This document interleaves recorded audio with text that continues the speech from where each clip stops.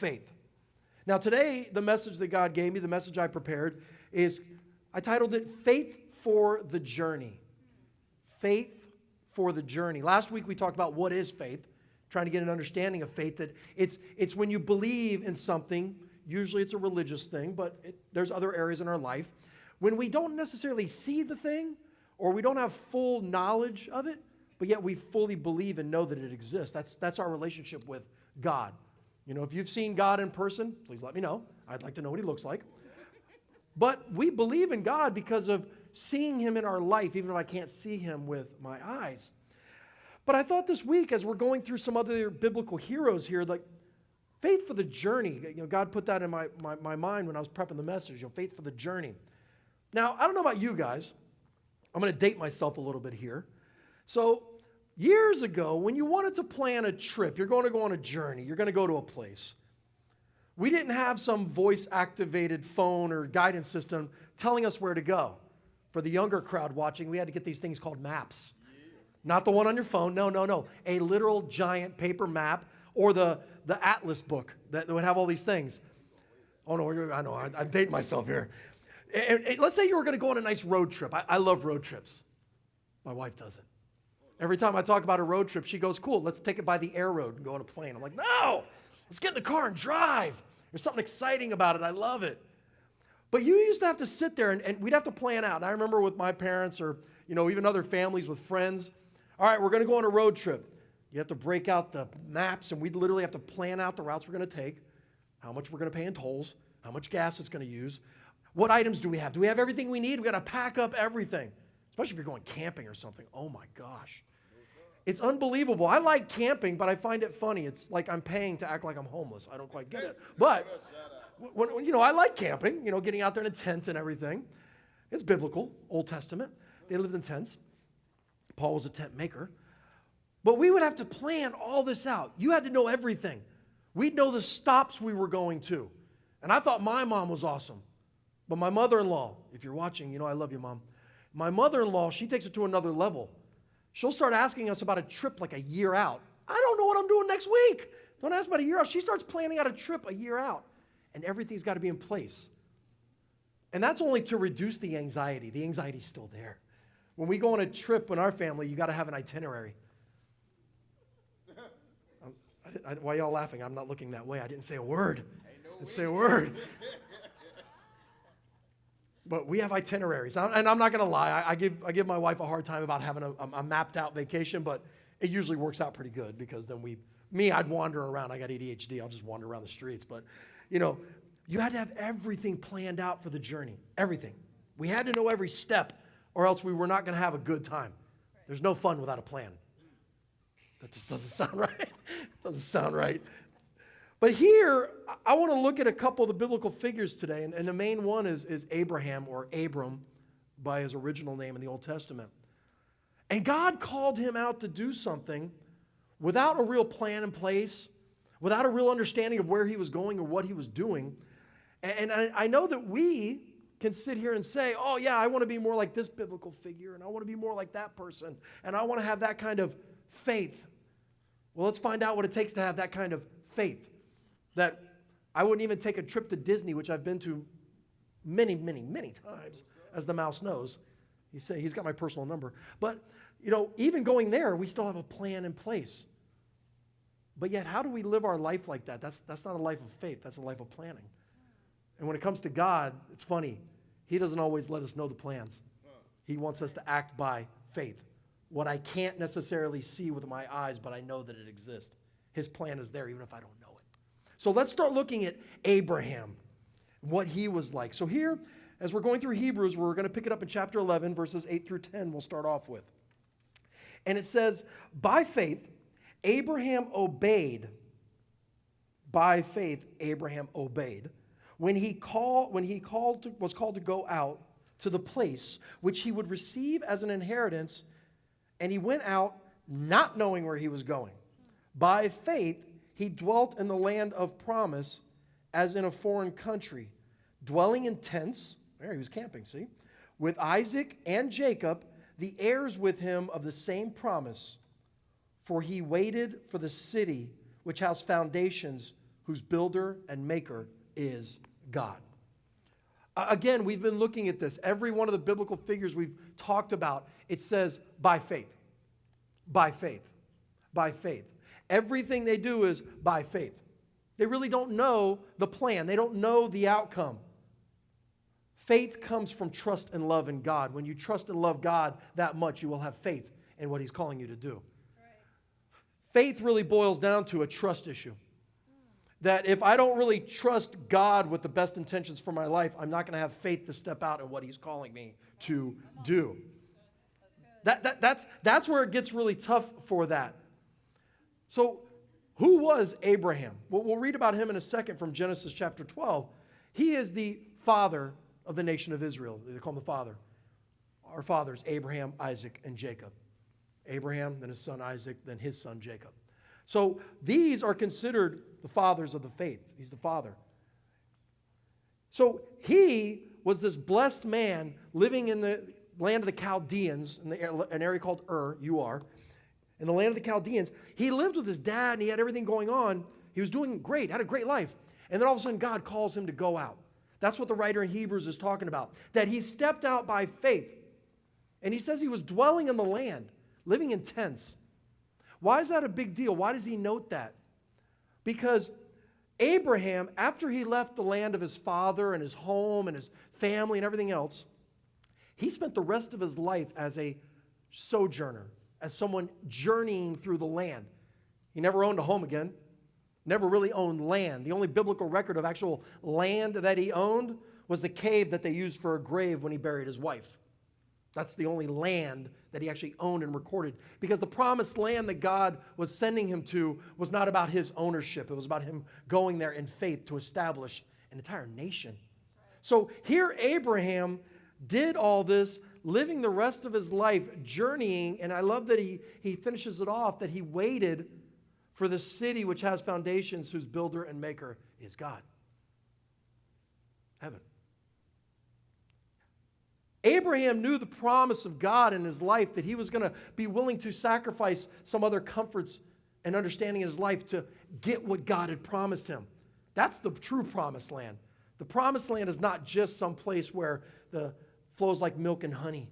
No, that's beautiful. The promised land is when we get to be with our Father in heaven. That's the promised land. So God wanted to kind of get Abraham to step out by faith. Will I take care of you? Step out in faith.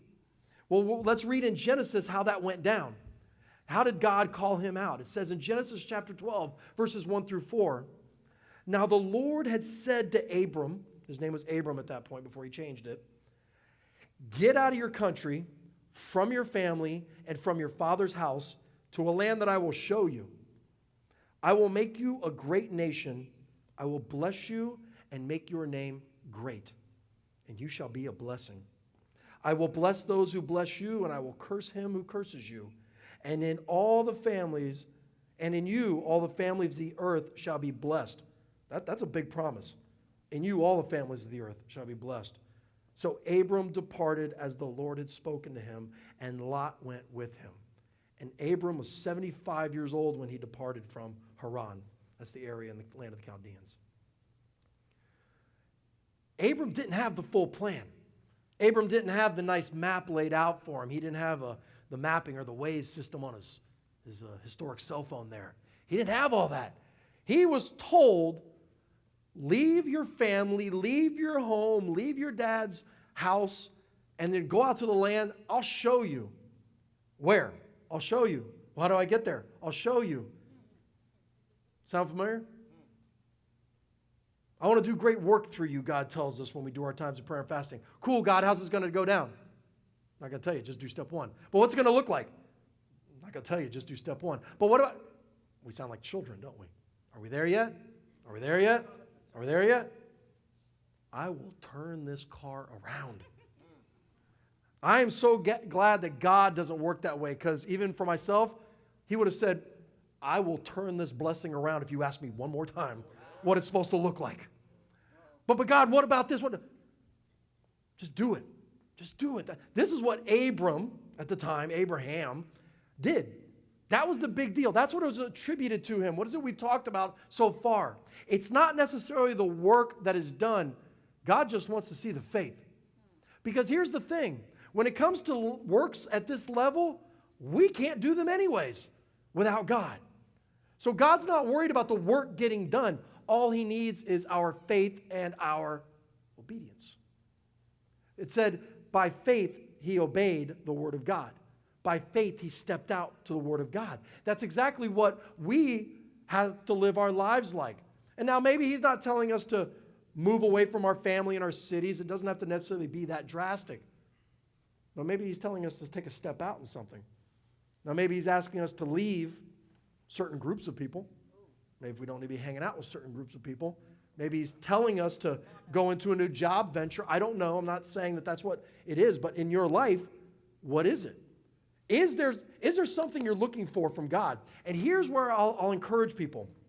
Because over the years, I've changed even my prayer time during the time of prayer and fast. You see, I still have ideas of things I want to ask God to pray for specifically. Maybe a friend or a family in the church. Maybe a friend or family in my personal life. Maybe for like a job opportunity or church opportunity. You know what I come to find out? There's nothing wrong with that. But my brain is whatever fits inside this skull. Whereas God's is massive. What if I just start praying more for God, give me the faith to obey whatever you have.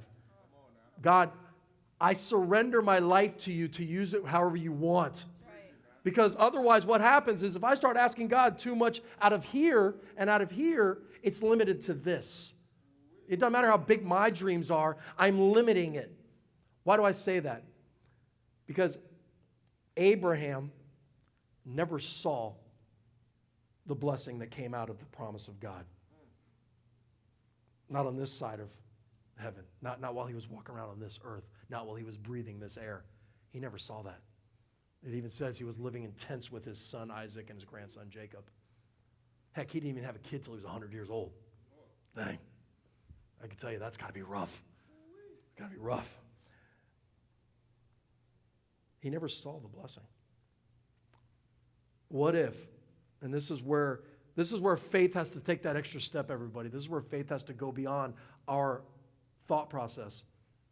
So Yoli and I, when God gave us the vision to plant this church, you know, we kept talking about it, that God showed us a church of over 1,000 people. I'm learning in my life that may or may not be in my time. Why do I say that? And I say that happily because that's my limits of thought and what he put on it. What if the vision I saw but the number of people I misunderstood in my time frame? Because if One Step Church stops with Yoli and I, then One Step Church is only about us. One Step Church is about the family and the church and everything. So what if the vision God gave me I may not see on this side of heaven? Maybe I get to watch from upstairs one day and go, oh man, look at that. Now they're a mega church. Maybe we started that, but I never saw it. I'm not saying that's what's happening. I don't know. Abraham stepped out completely in faith. This is the father of the nation of Israel. He stepped out in faith and never saw the blessing that came out of it. But he did it. What if he didn't? Then we'd be reading about somebody else because the plans of God do not fall short. Trust me. The plans of God do not fall short. So here we read that he stepped out by faith. Didn't have the full journey. Didn't know where he was going. Spent the rest of his life living in tents as a sojourner, as somebody journeying the land. You know, it's interesting because we deem success in our world by how much you can accumulate, how much you can acquire, how much you can be over, how much you can own, and all these things. And there's nothing wrong. We've talked about this before. I don't preach biblically poverty gospel or prosperity gospel because there's neither. It's whatever God blesses us. So I'm curious when you look at the people, Abraham never really owned anything after he walked away. Funny thing is, he was worth a ton of money. He had gold, he had silver, he had lots of livestock, but never owned property again. He was always journeying because he knew that this was not his home. He didn't mind journeying through this life because this is not his home.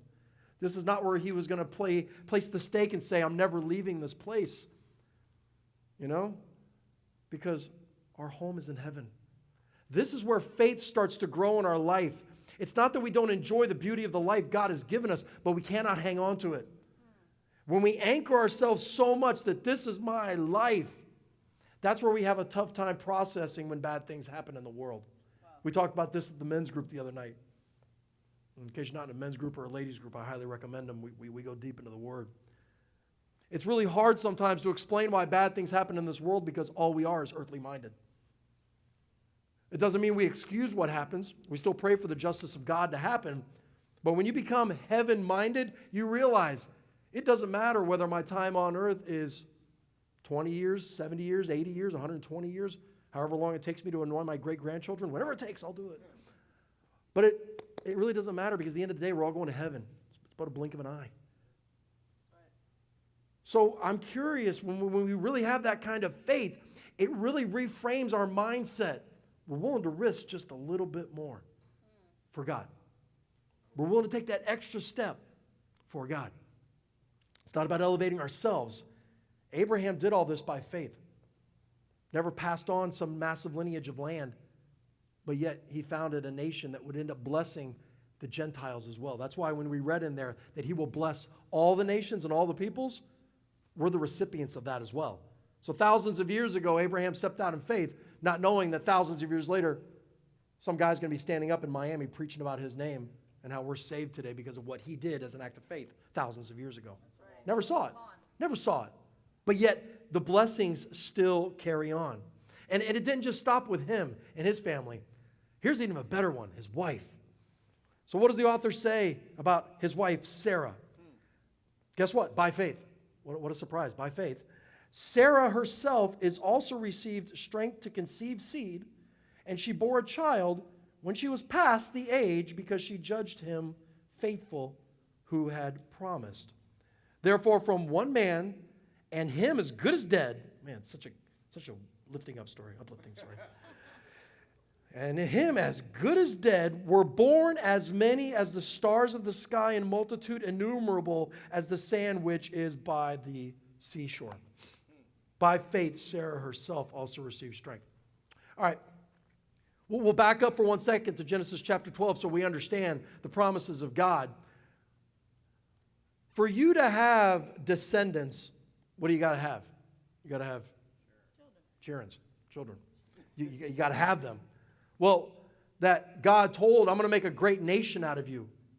To make a nation out of me, I got to have descendants out of me because it's a heavenly kingdom, not an earthly kingdom we're talking about.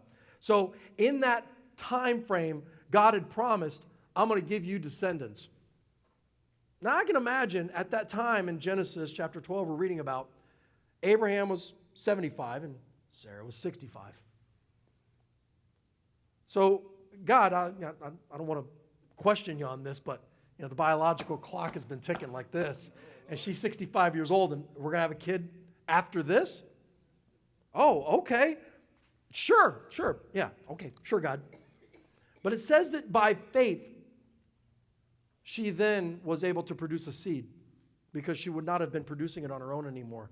But she had faith in God. Now, originally she laughed when she heard about this promise. She laughed about it. She's like, oh, okay, sure.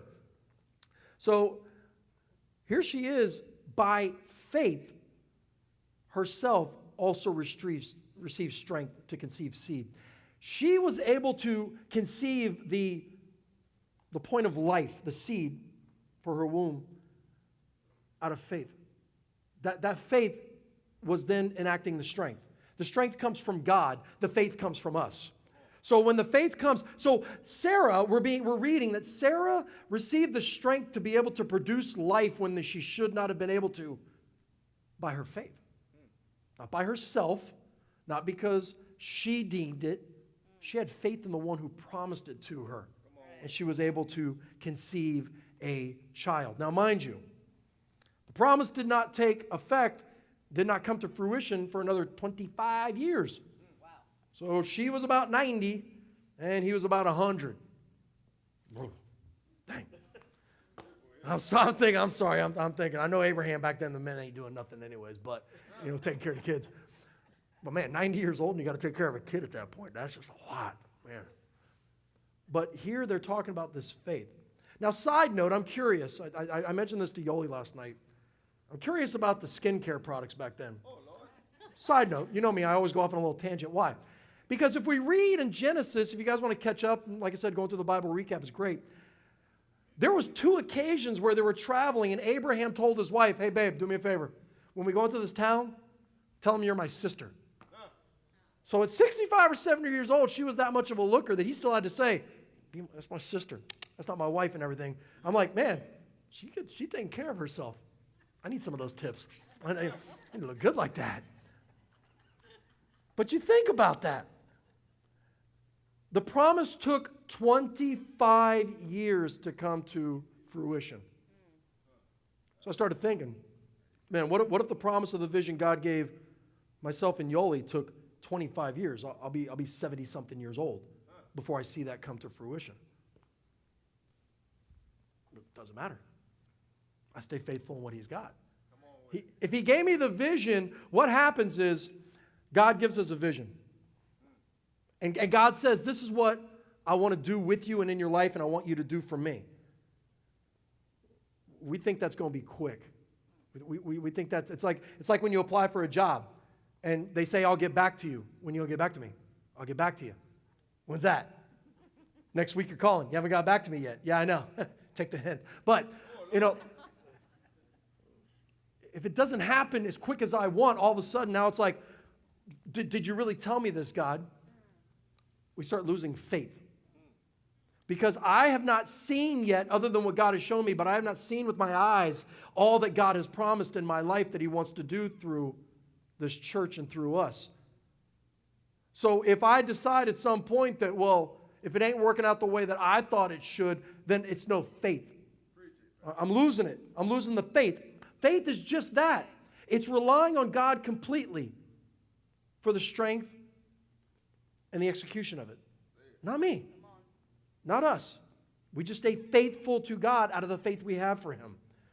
And what is even in Romans, Paul wrote when it came to the faith of Abraham, he wrote in chapter 4 of Romans that who, being Abraham, contrary to hope. In other words, all hope should have been lost at that point when he promised him a seed and a descendant. Hope was lost at one point because what did Sarah do if we know our Bible? She got impatient. And she said, take my servant, Hagar, and have a kid with her. And God said, that was not my plan. When you decide to take my plan and you want to interject yourself and you get rid of the faith, Sarah had actually lost the faith at one point. That's why when the writer says, by faith it gave her the strength to produce the seed, she had lost faith at that point. That's why she did not have that child yet.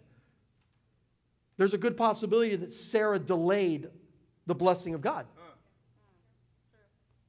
We can't say with 100% certainty, but we've seen it before where if we decide to interject into it at some point, God says, I'll wait. I got all the time in the world. I'll take my time. You're the one with the limited amount of time. So what happened was Sarah lost faith, and she said, no, I got a better plan. Take Hagar. They end up having a child named Ishmael. And now to this day, as the scripture tells us, the nation that came out of Ishmael will fight the rest of the world like a wild donkey. That's biblical. That's scripture. So out of him, with the nation of Islam and everything, that's why the rest of the world, there will not be peace over there. It's not biblical. For the rest of the time, he will fight against. Sarah decided, I'm going to lose faith. And you know what? God promised me this. God didn't promise Sarah, I'll give you a kid through somebody else. God told her, you will give a child. Right. She lost her faith at one point. And it cost a lot, even for thousands of years.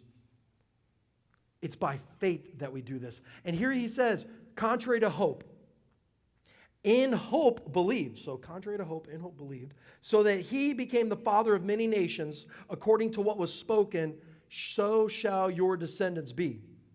And not being weak in faith, he did not consider his own body already dead, again, since he was about 100 years old, and the deadness of Sarah's womb, it's like a Hallmark card right there. Get well soon. You're almost dead. He did not waver at the promise of God through unbelief, but was strengthened in faith, giving glory to God, and being fully convinced that what he had promised, he was also able to perform. Wow. There is so much in there. You could spend a whole teaching just on that set of verses and all, but we don't have time right now for all that. But just some of the stuff. Who contrary to hope, in hope believed. Contrary to earthly hope and earthly mindset. I shouldn't be able to have a kid. We shouldn't be able to do this. I have to step out in all this. Everything you're telling me, God, is contrary to hope. But in hope, I'm going to believe in the faith that I have in you. That's right. So my hope says no, but my hope in you says yes. So here he completely believed. And once again, Paul, just like the writer of Hebrews, wants to remind us, already dead himself because Abraham was old. I'm not looking forward to my future when people tell me that. You're almost dead anyways. And his wife's womb was dead because she was old.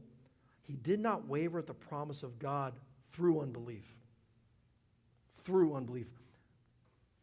Faith is the vehicle by which we allow God to work on us with supernatural power. Unbelief is the vehicle that the enemy uses to tell us God's not going to do it through you. Wow. You got to decide which vehicle you're going to get in. You're going to get in the vehicle of faith, that when the world says, yeah, it hasn't happened yet, it's not going to happen. At one point, you got to give up. Then we decide to open the door, get out of the car, and get into the other vehicle of unbelief, and now the enemy's driving saying, told you it wasn't going to happen. It's not going to happen. Just give up. I'm going to take you to a better destination. I'm going to take you to a more relaxing place. And we think that's what we're doing. Because sometimes throwing in the towel and going back to what we know is a lot easier than going on to what we don't. Because it's all driven by faith, not by outcome. See, that's the problem. We want to define what we do for God under the same terms of the success of this world. So what happens is I start saying, oh my gosh, God's going to do this through me. And in my 5-year plan, and I know the popular thing is, well, the vision board. In my vision board, this is what God's going to do. What we didn't get from God on that was the time frame. So my 1-year vision board may not line up with his eternal vision board. I'm just saying, it's probably a lot more impressive than mine because I ain't got one. But he wasn't relying on his own strength. And this is where we have to take that step of faith when we stop relying on our own strength and we start relying on what he can do. So, and our faith doesn't mean that we don't do anything. Because I know there's a mentality. What's the term that drives me nuts, babe? I'm manifesting good things. You're manifesting good things? I don't understand what that means. Are you a wizard? You can conjure it up. You're manifesting good things? I don't understand that. You can pray for good things and have faith for good things, but God will manifest it, not you. So it doesn't mean that we don't do anything. Faith takes a walk. That's why it's a step in faith. That's why it's called that. Abraham didn't just go, oh, I'm gonna have you have all these descendants and I'm going to bless the nations through you, Abraham. What did he tell him to do? You have to step out and leave. He didn't say, sit there, eat some Cheetos, and I'll get back to you. No. Get up and go. There is a walk in our faith. We have to step it out. So if God's given us a call, we can't just sit back and wait for it to happen. We step out and we start walking in what he wants. So good. We'll make sure we're walking with him. So we have to be doing something, but the problem is that if we're not depending on him, then it's not an act of faith. Because here's the thing, when God has called you to do something that you think you can't do on your own, be real about it. It's impossible to do on your own. And that's a good place to be in the world of God. When I realized from the get-go, God, I am not equipped to do all this. You are. So I'm have faith in you. I'm going to step out, even if it doesn't make sense, even if it's not completely what I understand, I'm going to step out in faith. I'm going to believe in what I can't see because I believe in the one I can't see. So here we're looking at this faith. And here, Hebrews chapter 11, we're going to continue on. This is what I was talking about, that Abraham never saw it come to fruition. In verses 13 and 14, the author writes, these all died in faith, not having received the promises, but having seen them afar off, were assured of them, embraced them, and confessed that they were strangers and pilgrims on the earth. For those who say such things declare plainly that they seek a homeland. That's actually a word of encouragement, because the thing is, we can sometimes think that we're failing God and not doing all that he's promised for us because we don't necessarily see the outcome we thought was going to happen. It's the writer there is actually encouraging us with, hey guys, all these great people we're reading about, Abraham and Sarah, and earlier we read about Enoch, and we read about Abel, and we read about all these, they never saw the fruition of the blessings of the promises of God. But guess who is seeing them? We are. Thousands of years later, we are seeing the blessings of their faith. So their faith has impacted millennia of people. Thousands of years of people have been impacted and saved by their faith. They never saw it. Here's the beauty of that, because it was never about them. Wow. It was never about them. That's why I say the vision even for this church, whether God brings those numbers in a year, 10 years, or whatever, does that mean I'm gonna quit and give up my faith because it didn't turn out the way I thought it was right away? Then I need a faith check. I need a heart check. I need a soul check. Because then it was about, I didn't get what I wanted out of it. Because I thought it should have looked like this. This church ain't a business, it's a home. And I'm curious because, here's the thing. He even says that they embraced them and confessed that they were strangers and pilgrims on the earth. Do we embrace that? Do we confess that? We can have our nice homes and there's nothing wrong with that, but do we embrace and confess? It's only temporary. It's only temporary. My home is not here. I search for a homeland. I mean, come on. Most of us, let's be real. I've met my neighbors. I've lived in this new neighborhood for a few months. I've met some of them. We've talked probably, the total time I've spoke to my neighbors, maybe 30 minutes total. We're all so busy. We're running around. We got our lives. And when I meet new people, sometimes I said, I don't know if I could be friends with you. It's okay. I got enough friends. I'm good. So I have my family here. I'm blessed. So this is my temporary homeland here, because the homeland has nothing to do with the house that you live in or the neighborhood or the zip code. Why? Because Abraham searched for the foundations of a city built by God, one of the greatest men in the Bible. His homeland was wherever God picked him up and placed his tent stakes for that time. The homeland had more about being in the presence of God than the land on which he planted the stakes of his tent. That's us. Just let it be tent stakes in the ground. Let it be tent stakes in the ground. Have a roof over our head, have a blessing, but this ain't my home. This ain't my homeland. This is just where I stay at. This is where I'm living right now. And do we embrace that? We're pilgrims here. But I love that he said that strangers and pilgrims.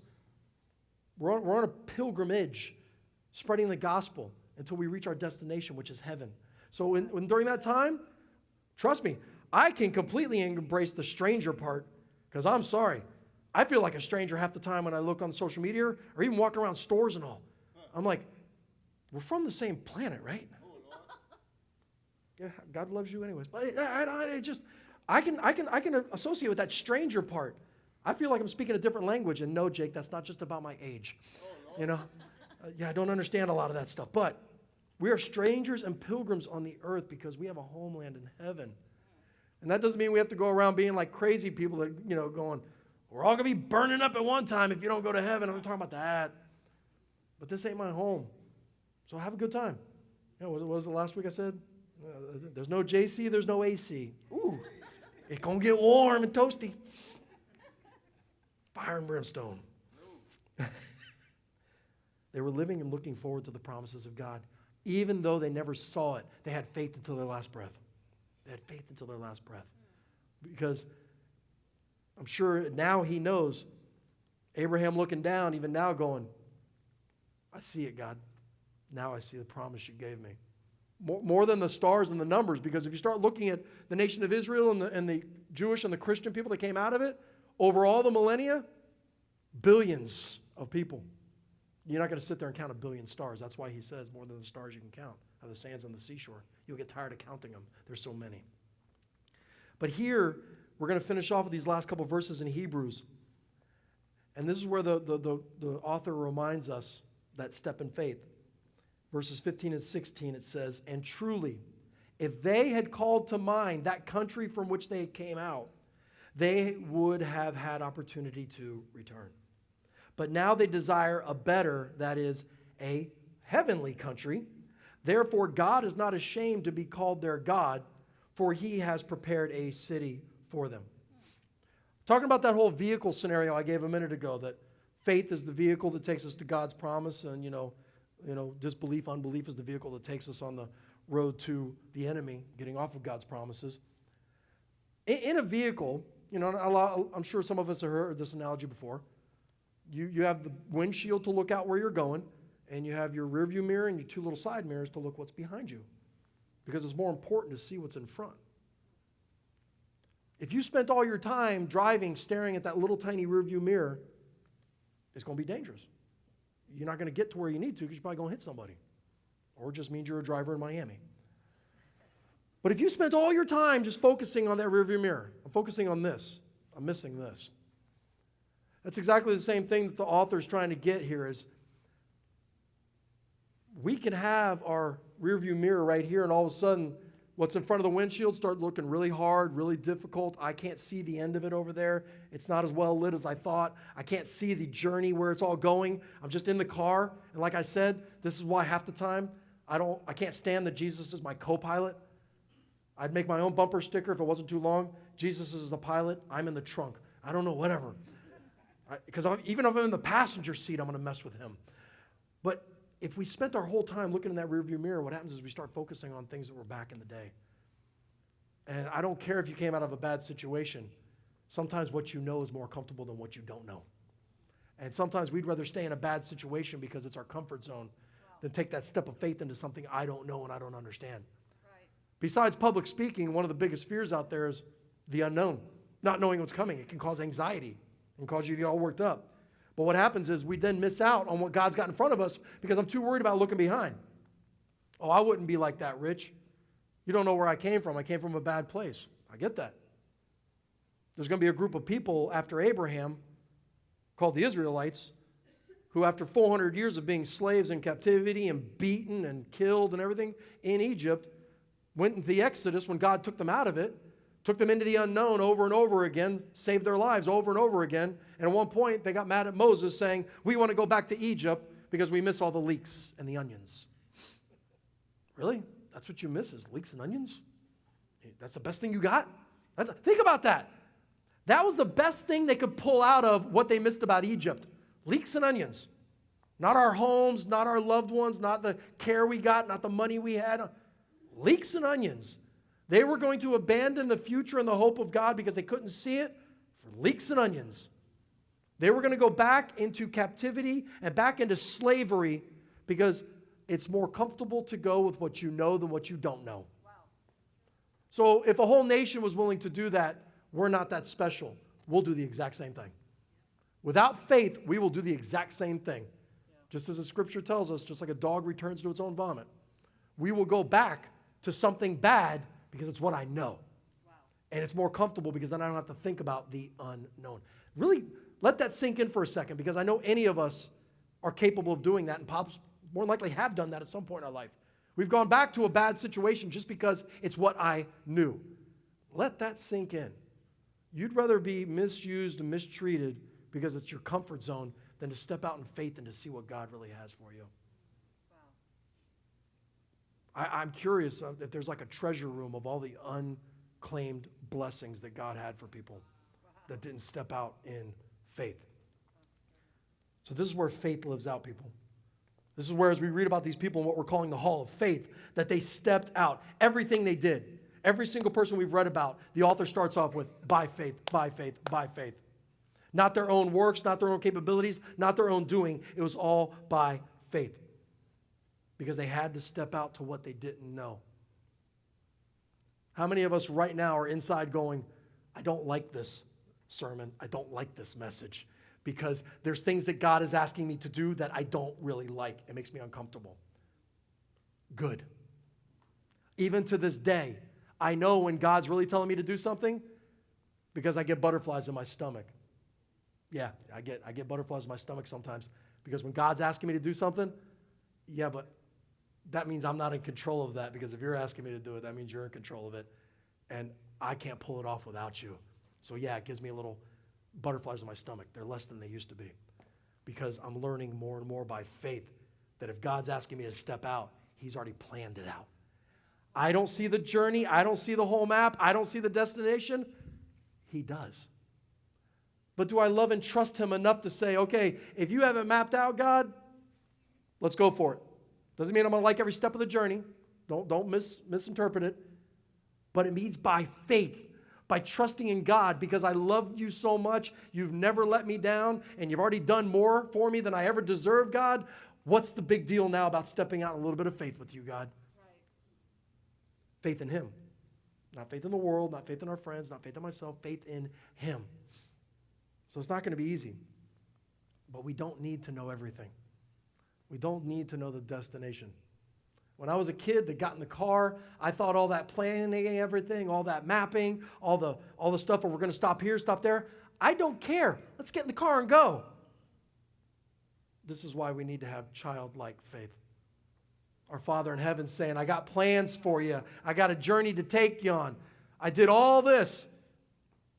Stayed up at night. Been doing it since the beginning of time. Although I appreciate your input after 50 years, Rich, thank you. But I got this. And it's stepping out in faith, just like when I was a kid, get in the car and just go. Just go. Don't mess with the knobs on the radio. Don't ask, are we there yet? The only thing I ask is, God, am I still in the car with you? Just to make sure I'm in the right car. There's times I ask that. God, I just pray that I'm in your will right now. I am? Then let's keep going. If I'm not, get me back in. That's where we got to get to in that level of faith.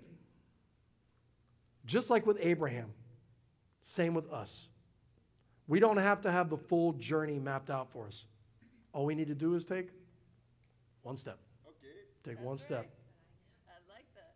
Just take one step. How do you tackle a staircase, no matter whether 10 stairs or 100 stairs? One step at a time. You like how I worked that in?